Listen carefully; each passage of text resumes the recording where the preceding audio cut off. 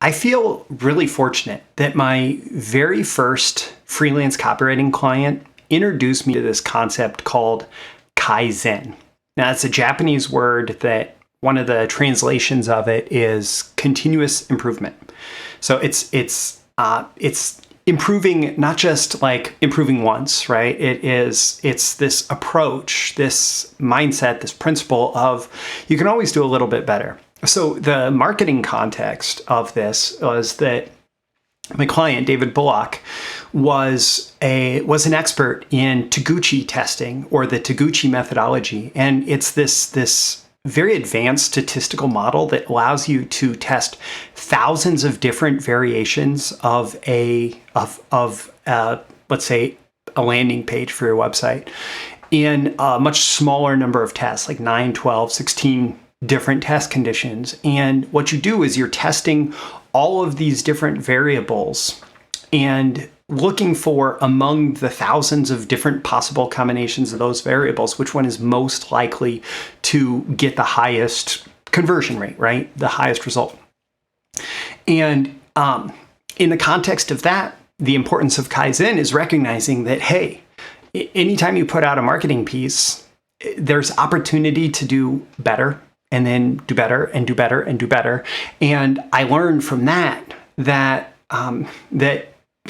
there's always these opportunities for improvement. And the thing is, like, this philosophy, it actually came, so the Taguchi thing, that came from manufacturing and was transplanted into marketing and advertising. And continuous improvement, again, like, that came from manufacturing and was transplanted into marketing, and certainly matches what marketers and advertisers have been doing for a long time, at least within the fields of direct response. But the thing is, this as a principle can apply to almost anything.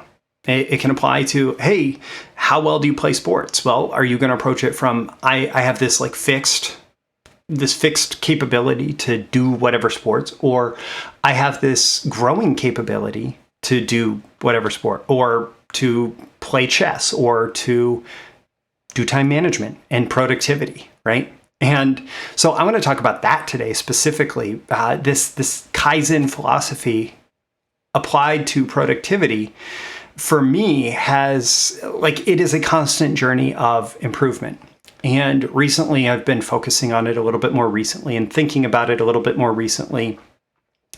And specifically, knowing that there are a lot of people in the productivity space who are happy to work 65-hour weeks, 70-hour weeks, 80-hour weeks. I don't know how many hours are in a week, but people who basically would be happy to, there's that saying, I'll sleep when I'm dead, right?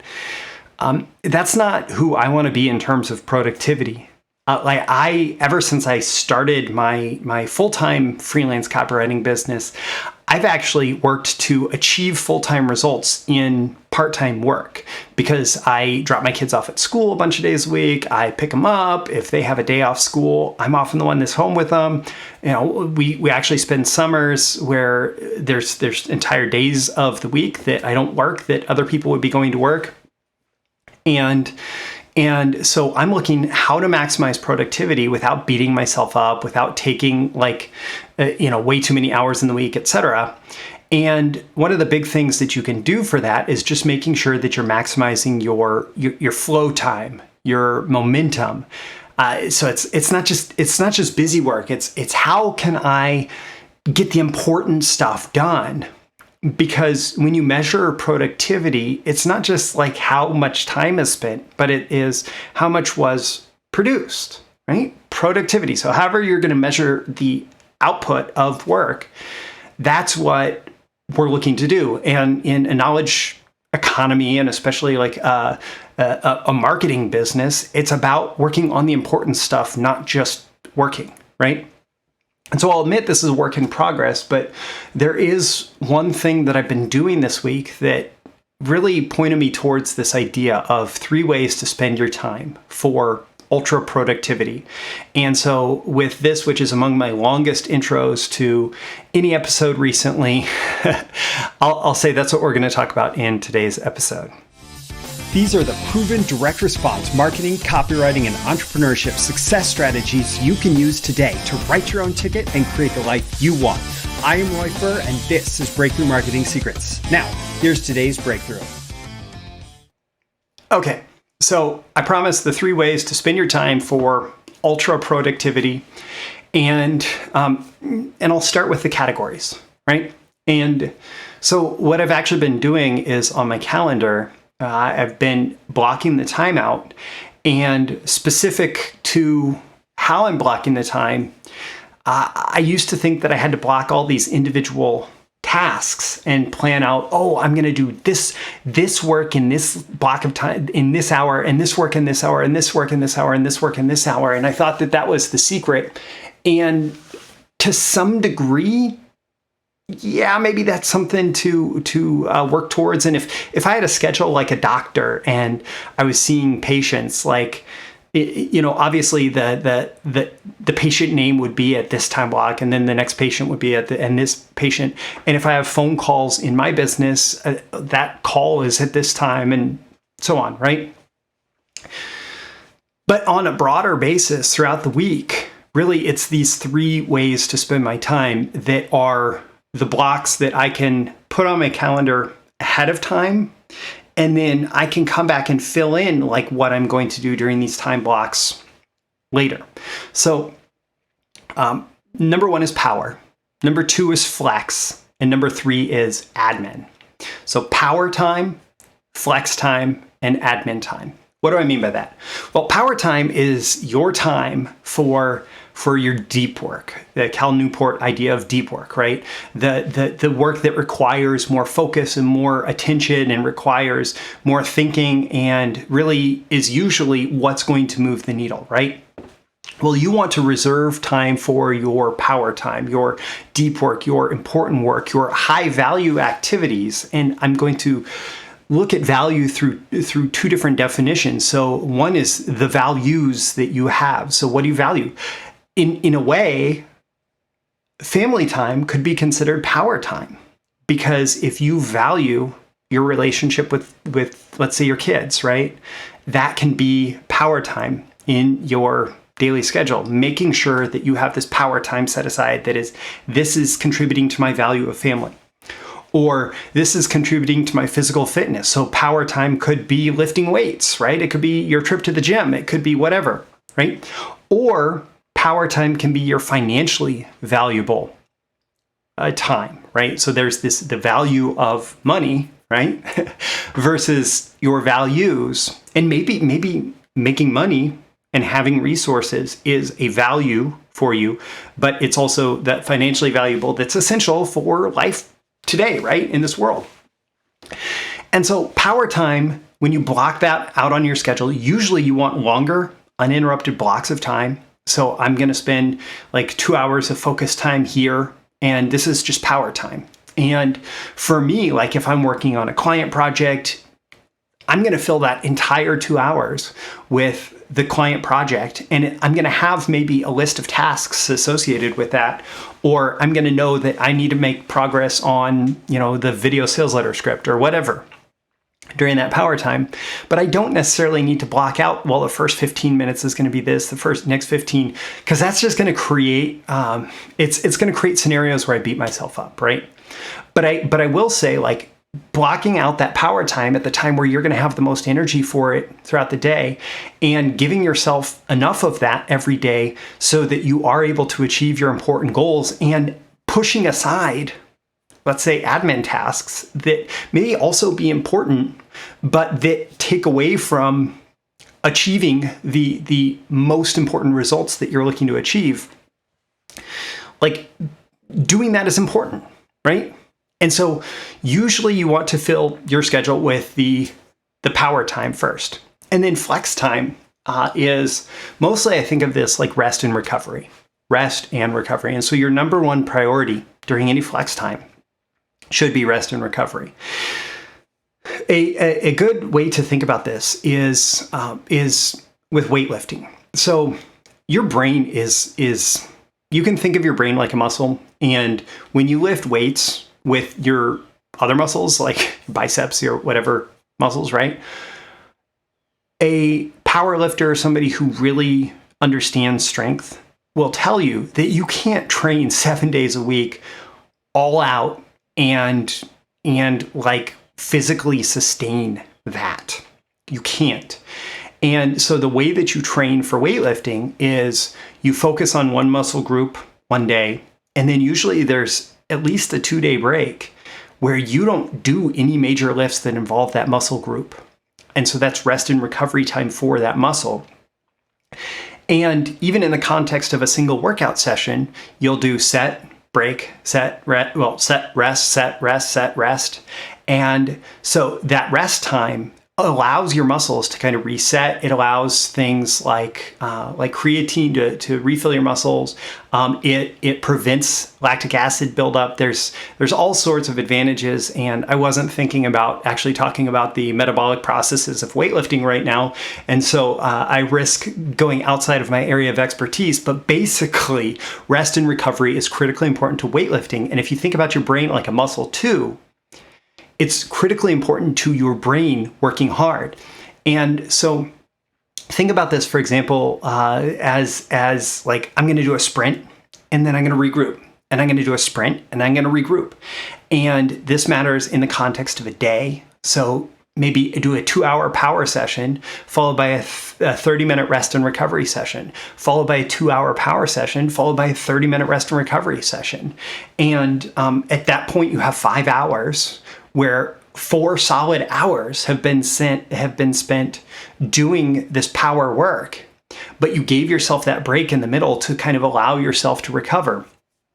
Other people do sprints of like the Pomodoro technique, says 25 minutes on, 5 minutes off, and you repeat that a number of times, and then you take a longer break. There are other methodologies like that, but the principle is that basically you work hard and then you take a rest and recovery break. And so during this time, you can fit in breaks. I like to fit in a quick walk to just change it up, get some physical activity going. This is where you can fit in meals in your day. There's actually a reason. There is a reason that breaks are built into the daily schedule for people who work full time. And I think that as knowledge workers, as copywriters, consultants, we can often neglect ourselves in this way. Because or entrepreneurs, we're just like, go, go, go, go, go. The reason that those breaks are built in is because our brains need that rest and recovery time, and our bodies need rest and recovery time, and breaks actually make you more productive. And if in the case of like physical labor, they make you safer. And so breaks are important. This flex time is important. I will say that the way that I build flex time into my day, I often have bigger stretches of flex time, especially later on, that can also be used for light tasks and catch up. It's not time for my power work. It's not time for my deep work. It's not time for that really important stuff. But maybe it allows a call to go a little bit longer, or maybe it allows me, if I am in the zone with some power work, to stretch that out another 10, 15 minutes to finish up the task that I'm working on. Right? But it is not time that's just supposed to then be filled with more power work, right? And so those longer periods of flex time can be used for that. And then administration, of course, you know what administration is. All of us, whether we're in a job, a career, a business, whatever, we have all sorts of little admin tasks that are required throughout our day. So things like email and other things that need to get done, do them during admin time. Set aside time to do them. And by the way, like flex time, you want to schedule 30 minutes on Facebook in the middle of your day, like flex : Facebook scrolling, right? Do that. And then at the end of that time, say, all right, now it's time to get back to my power work, right? If that's what rest and recovery looks like for you, I would argue that maybe that's not the best rest and recovery. But if that's what you've scheduled, great. Right? Like give yourself that flex time to do that thing. If you know you're going to do it anyway, why not do it intentionally?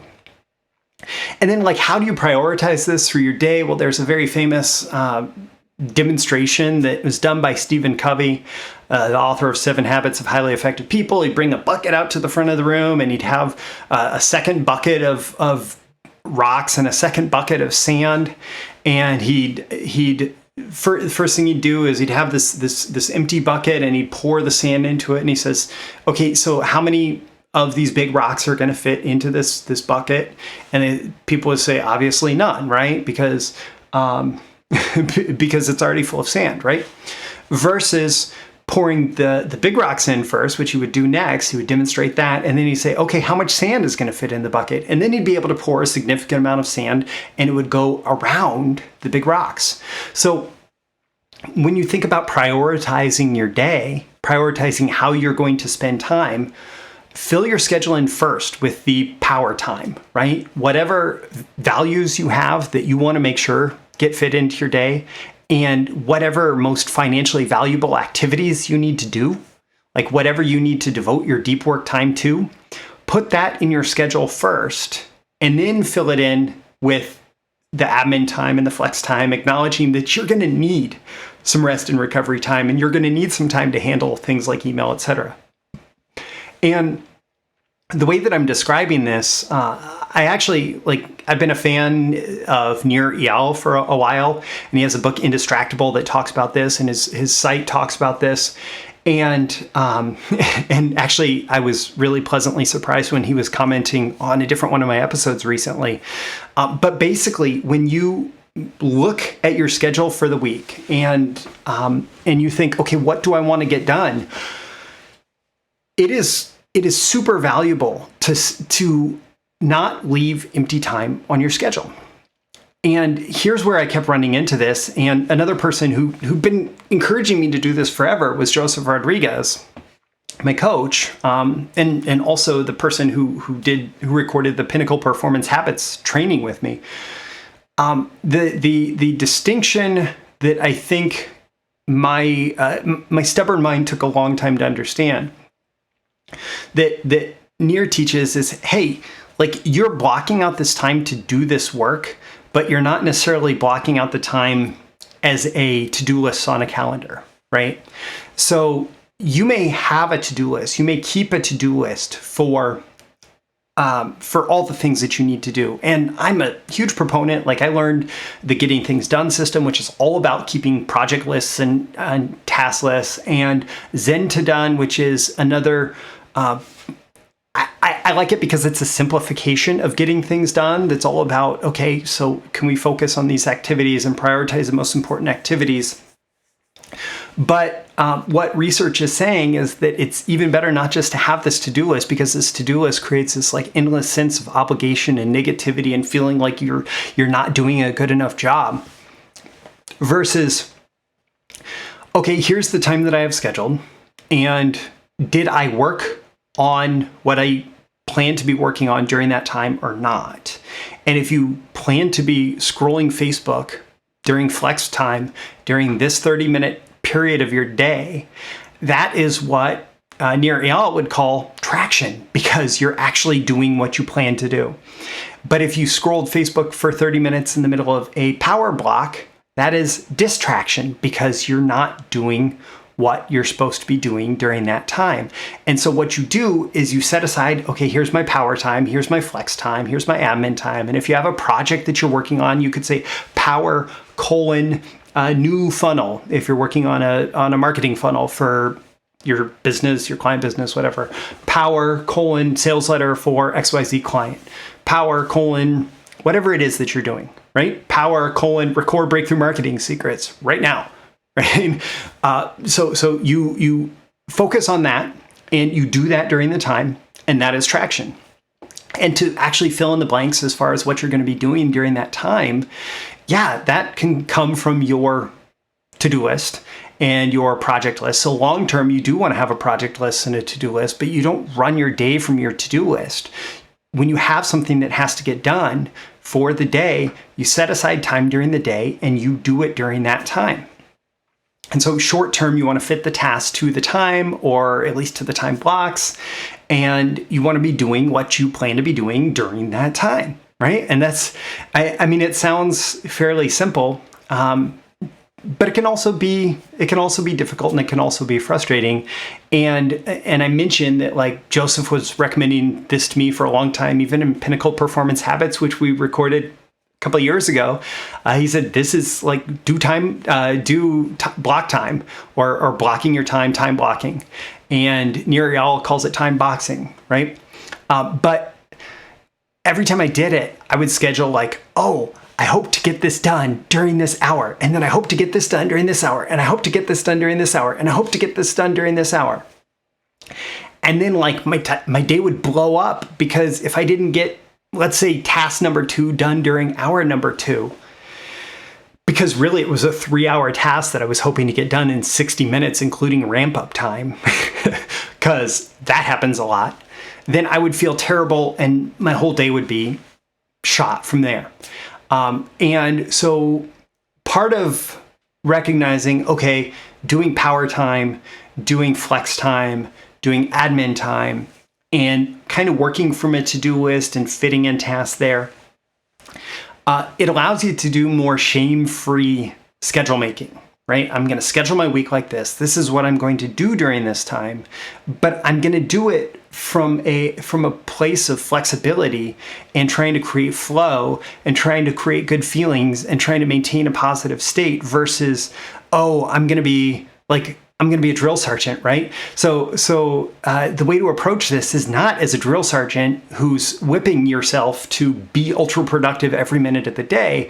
The way to approach this is, okay, how can I apply this principle of I need my power time?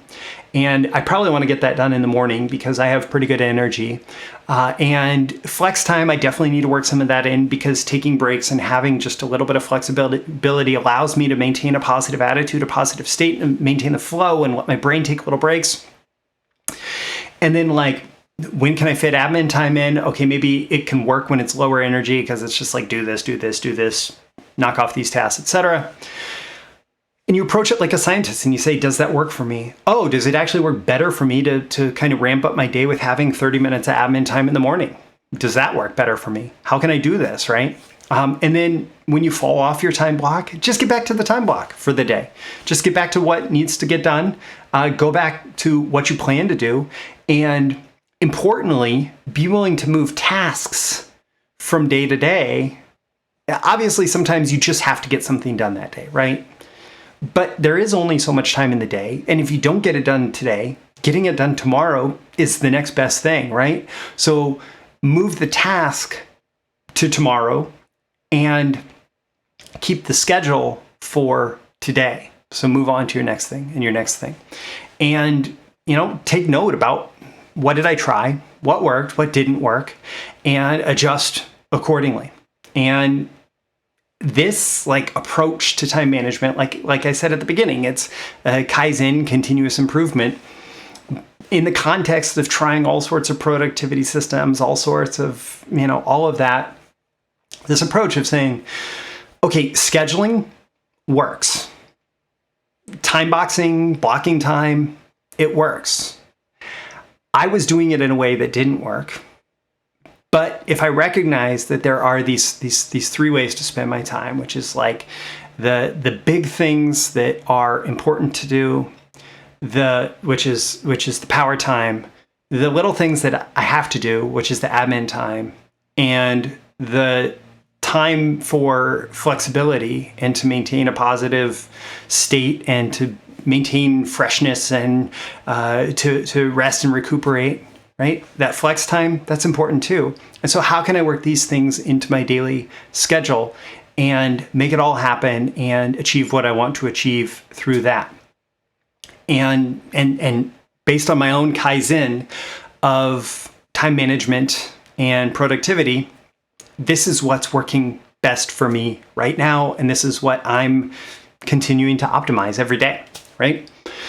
So leave a comment with this episode. Let me know on a scale of 1 to 10 how valuable you found it and why. What are your action items? What are your takeaways? What are you going to do as a result of this? Also tap that like button before you go so you get more content like this delivered to you. And so the magical algorithms of the internet will know to share it with more people like you who will find it valuable. You can share it directly and subscribe before you go. Subscribe here. Also go to breakthroughmarketingsecrets.com for daily episodes on copywriting, marketing, business building, entrepreneurship, personal development, sometimes productivity, things like that are relevant to copywriters, marketers, and entrepreneurs.